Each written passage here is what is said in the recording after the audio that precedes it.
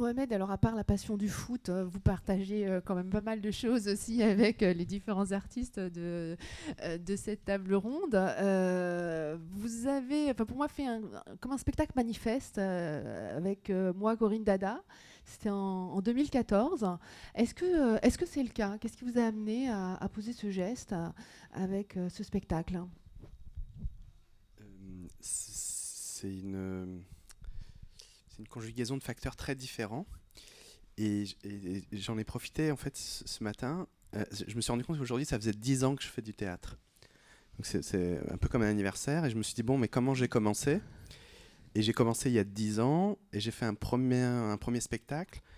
Et il y a 10 ans, le panorama du théâtre, c'était en gros, de mon point de vue, je le dis un peu vite, il faudrait être plus précis, mais en gros, il y avait 80% de la production théâtrale qui relève, de mon point de vue, du théâtre bourgeois. C'est-à-dire d'un exercice de style où on prend à peu près les mêmes acteurs, on adapte à peu près les mêmes textes, en changeant un peu les décors, en changeant les costumes, etc. Et ça donne 80% de théâtre pavillonnaire, c'est-à-dire le pavillon qui a quelque chose d'extrêmement rassurant, tout est en place, tout est conforme. Donc quand on ressort du spectacle, tout va bien, on peut dire ah, les acteurs sont bons, pas bons, etc. Mais dans le fond, ça ne déplace rien. Et je pense que quand j'ai commencé le théâtre, j'ai voulu faire du théâtre contre du théâtre bourgeois. Donc je fais un premier spectacle et je me rends compte que finalement ce premier spectacle ne fait qu'alimenter la machine, puisque j'écris un texte, j'appelle des acteurs et finalement je suis assez malheureux à la fin en me disant bon, je ne déplace rien, je ne me suis pas déplacé, j'ai pas déplacé les spectacles, enfin, voilà, ça n'a rien opéré. Et puis il se trouve qu'il y a un événement intime qui prend beaucoup de place dans ma vie à ce moment-là, c'est le décès de ma mère. Ma mère meurt et puis il se trouve que c'est un cancer, donc c'est assez long et que je l'avais accompagnée à l'hôpital. Je l'avais enregistré, j'avais enregistré les médecins, j'avais enregistré mes sœurs, etc. Et que je voulais garder une trace de cette expérience sans savoir que ça deviendrait un spectacle. Et puis au moment où se pose la question de partager cette expérience, de la restituer, j'allais demander à une actrice de faire ma mère. Et puis ça m'a paru totalement indécent. Et puis je me suis dit, mais je vais pas. Qu'est-ce qui est vraiment nécessaire pour raconter cette histoire? Ce qui est nécessaire, c'est qu'on entende la voix de ma mère, c'est qu'on entende les balbutiements des médecins. Et je voulais pas demander à des acteurs de jouer les médecins, ça n'avait pas de sens pour moi. Et là, ça a été une rupture dans mon travail, c'est-à-dire qu'à partir de ce moment-là, j'ai décidé de ne plus travailler avec des acteurs, sauf de façon accidentelle. Et, euh, et donc s'opère une rupture radicale, tant du point de vue de l'esthétique, de la production des œuvres, que de la façon dont je me suis mis à travailler avec les gens. C'est-à-dire que moi qui, dans la vie quotidienne, ou en tout cas dans la vie politique, suis contre les experts, je me disais, mais pourquoi je vais avoir recours à des experts du théâtre qui vont venir parler à la place des gens comme si les gens ne pouvaient pas parler eux-mêmes? Donc est-ce que les gens ne peuvent pas parler eux-mêmes?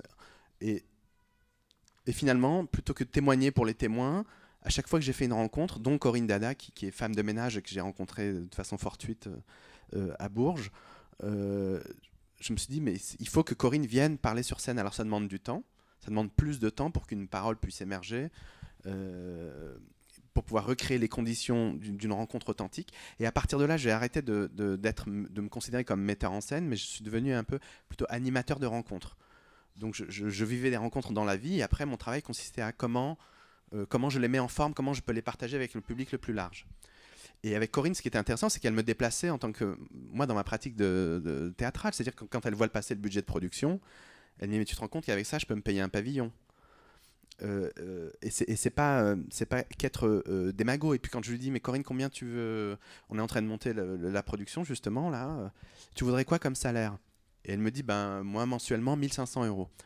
Et je lui dis non mais Corinne il n'y a pas de limite, là on peut avoir de l'argent. Elle me dit d'accord 1550.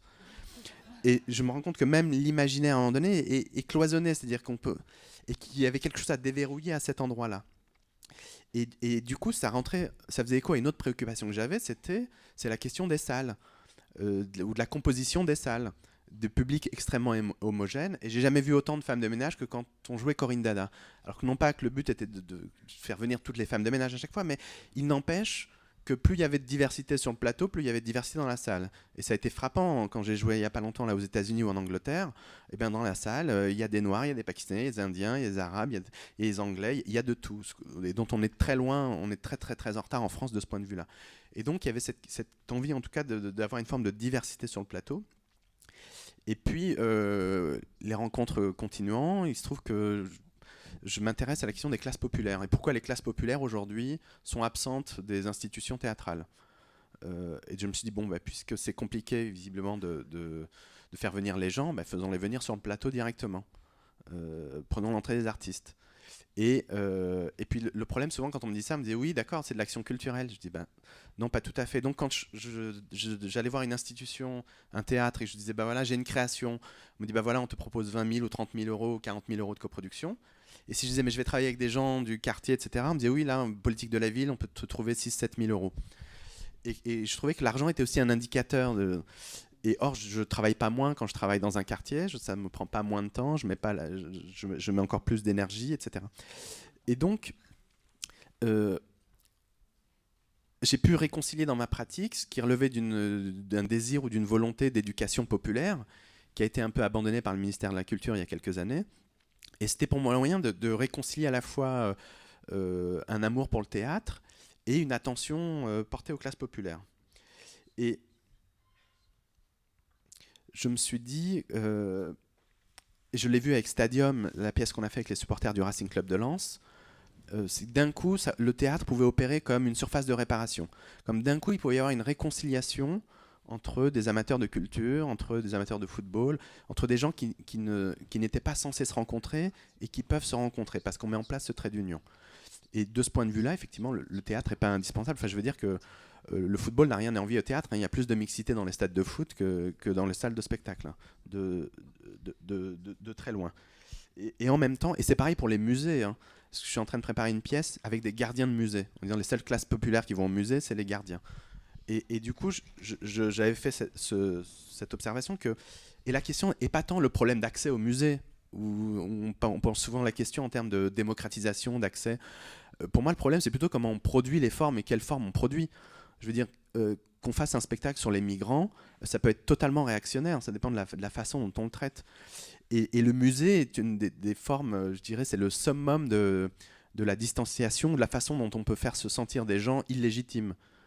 Et donc, c'est la production elle-même des œuvres qui mérite d'être questionnée. Et c'est vrai que le musée, c'est un sommet de ce point de vue-là, d'un rapport bourgeois au monde, en tout cas d'une éthique bourgeoise au monde. Je suis désolé, je parle un peu vite, il faudrait préciser, mais... voilà. Et donc, c'est comme ça que je ne travaillerai plus avec des acteurs et que je...